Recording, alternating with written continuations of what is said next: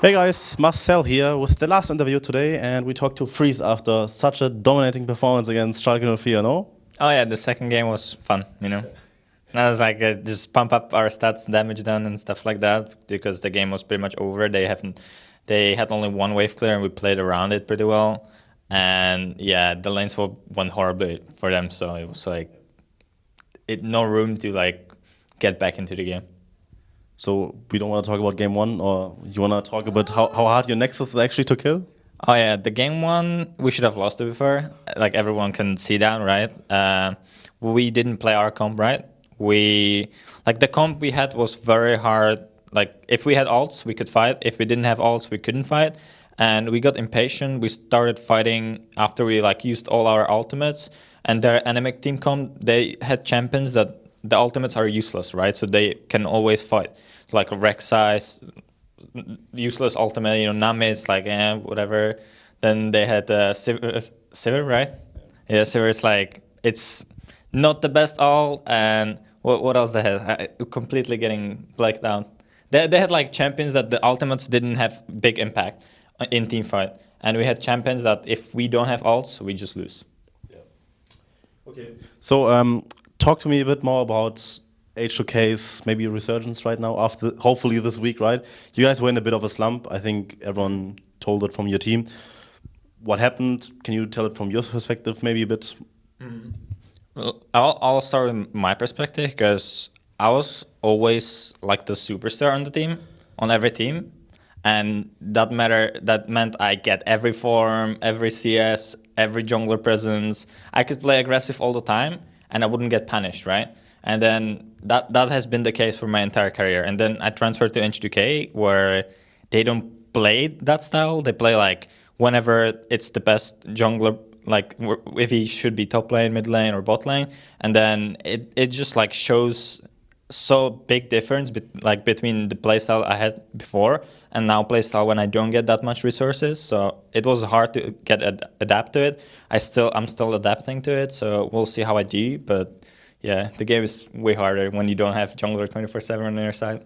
Yeah, I mean I can imagine. Yeah. So talk to me about I talked to Prolly last week, right? And he said that like you are pretty much a plug-in and he would have taken you over Forgiven, right? He said, yeah, you're more flexible. I mean, we've seen that you can play all styles like Sivir, Draven, right? From your perspective, do you think that it's actually like true that you can like fill what the team needs right now? Does it make you like a role player in that kind of regard? Well, to a certain regard, because I can fill anything the team needs, but I will not be the best at it, right? I still have my play style. I still like to play aggressive. If I can play aggressive, I'll be more effective. Because I've been playing aggressive my entire career, so I know exactly how to play aggressive and how to play ahead. If I'll be getting into position where I get behind or when I don't get resources, then I can still do it. I'll not like whine about it much, but I will like still do it, like bite into it and just do it. But it's not that effective as if it's my playstyle. I'm getting more used to it every day, but yeah, it's like sort of that. Yeah, he also mentioned that you guys are trying new things, right? Are you like still doing the same thing, like trying new things, trying what style is like the best for you guys, or are you finally like settling down and say, okay, we have to play this way to actually win games? Like, what's your take on this? Like, do you think that it's like true still that you guys still don't really have found your niche or your preferred style as a team? Well, we still try a lot of new stuff, and we still try to like every playstyle we can play, but we're settling more. Like we're not trying some crazy different playstyle. So we have like certain playstyles that we can play, and we can play certain team comps as well.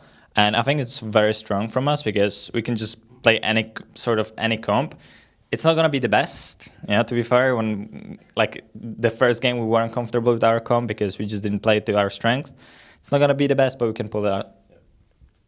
Okay, so now that Forgiven is actually gone and not in the league, who's your biggest competitor? Sven. Sven? Yeah. Without a doubt? Yeah. He's the best, and then there's big chunk of nothing, and then other players. That's how I see it. Yeah? Yeah, I think a lot of people can probably agree with that. Yeah, so talking a bit more about that competition, right? Who do you think is like, as a team right now, who do you think you have to beat in order to lock that world spot in? Because I think D2 right now is probably like the best team. They're like at the top of the standings. And then the top 3 battle is kind of like between like you, Schalke, Splice even. Like, what do you think of this middle of the pack that is like just barely scratching in the top? Well, it's been very weird in the Euro because everyone's been like beating everyone. Then like the best teams are losing versus the worst teams. So right now it's all about get as many points as you can, secure like first or second spot, so you have a bye in the playoffs, and then like you have to defeat everyone. You know, if you want to do well at Worlds, you have to win against everyone. You can't really like say, oh, I don't want to play this team because they've always won against us. That doesn't work. Like if you do that and then you get to Worlds, you'll get just ruffle stomped. Yeah, talking about beating the best teams, I think next week you guys actually play the best teams probably, like standings-wise. You play G2 and Fnatic. What do you think of those matches? Well, we 2-0'd last time Fnatic, so they will be very eager to take their revenge, and they will prepare a lot for us. So that's going to be a very interesting match. And GT, we won 1-1. I think we could potentially just like go 1-1 again, but I feel like we can go 2-0 as well if we prepare well for them. So it's these weeks are very hard because if you play 2 best teams, you know, you have to prepare for both. If you play like one best team and then you play weaker team, then you can just prepare a lot for the stronger team. This week is gonna be definitely hard. Yeah. All right. Last question.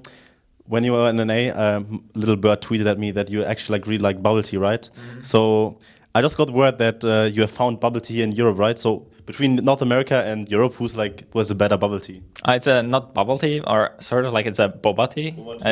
It's trending in LA, so yeah. I loved it. I was always like every day almost drinking, and then here it's like super bad. So I just like don't even buy it because it's like, yeah. And then you know like the players I played with, they're like teasing me and like showing me a picture of drinking boba tea, or like saying, "Oh my god, this boba tea was so good." Yeah. Maybe one day you can taste it again, right? Oh yeah, like I mean, if we qualify Worlds, you know, then it's in North America, and then I can just go for the boba tea. You know, that's a lifetime goal. Yeah, I think a lot of people actually would like boba tea here in Berlin, but sadly we don't have it. Yeah. Same as Chipotle, but well, only the North American people have that. So yeah, thank you so much for that interview. And yeah, if you guys want to check out more stuff, theScoreEsports.com has you covered. Check out all our interviews, follow us on Twitter, download the app, and see you guys next time.